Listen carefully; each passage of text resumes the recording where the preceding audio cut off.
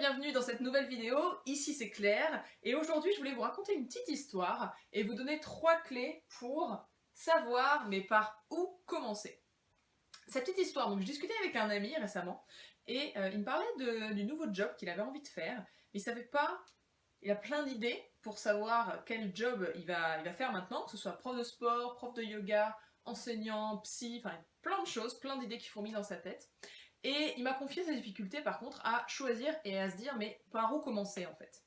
Et du coup, en discutant, on est revenu sur 3 clés essentielles pour savoir par où commencer et pour passer à l'action.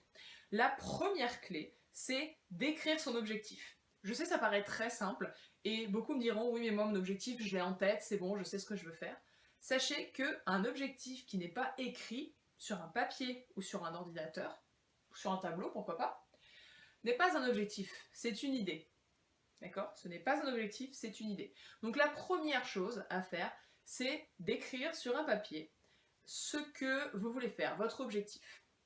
Une fois que c'est écrit, eh bien ça va vous permettre plusieurs choses. Déjà de réaliser, d'en prendre vraiment conscience. Et puis, parce que on a 65 000 pensées par jour, d'accord? Donc votre objectif, tant qu'il est dans votre tête, il est parmi ces 65 000 pensées. Une fois qu'il est écrit, d'accord, il est sorti de votre tête, il est écrit, et vous pouvez aussi l'ajuster.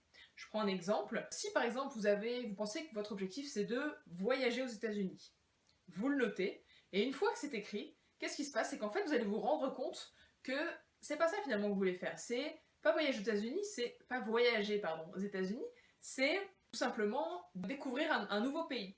Vous voyez la différence entre voyager aux États-Unis, découvrir un nouveau pays. Il y a un monde. Mais tant que vous n'êtes pas passé par l'écrit, vous ne pouvez pas affiner au plus juste. Ok, donc ça c'est le premier conseil.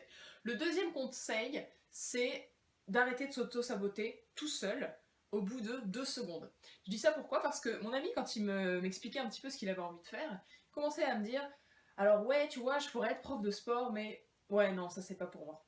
Ouais, tu vois, je pourrais aussi faire du yoga, mais en fait c'est trop compliqué parce qu'il faut s'inscrire à la fac et ouais, non, en fait, laisse tomber. » En fait, il avait plein d'idées, mais il se limitait tout seul.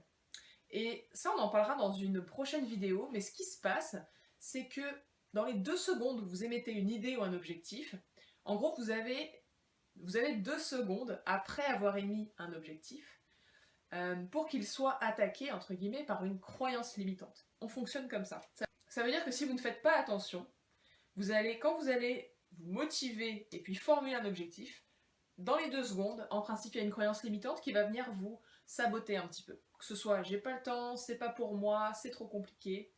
Donc soyez attentif à ça et la prochaine fois que vous avez envie d'avancer vers un nouvel objectif, vraiment libérez-vous et libérez votre imagination, laissez-vous visualiser, laissez-vous imaginer ce que ça pourrait donner, même si vous ne savez pas exactement comment faire, mais voilà, donnez-vous la permission de l'atteindre cet objectif.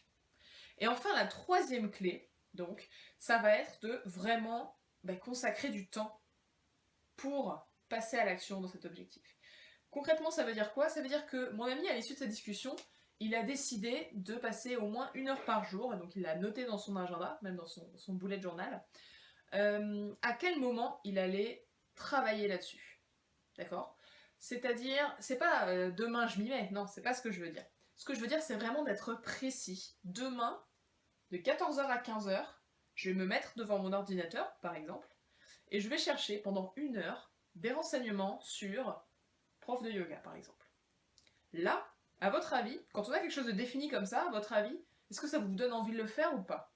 Est-ce que c'est flou ou est-ce que c'est plutôt précis? Et du coup, est-ce que vous avez envie d'y aller? Plus c'est précis, plus vous allez y aller. Donc c'était 3 clés pour vous aider à savoir par où commencer. Pensez bien à ça, et moi je vous retrouve très vite pour une nouvelle vidéo.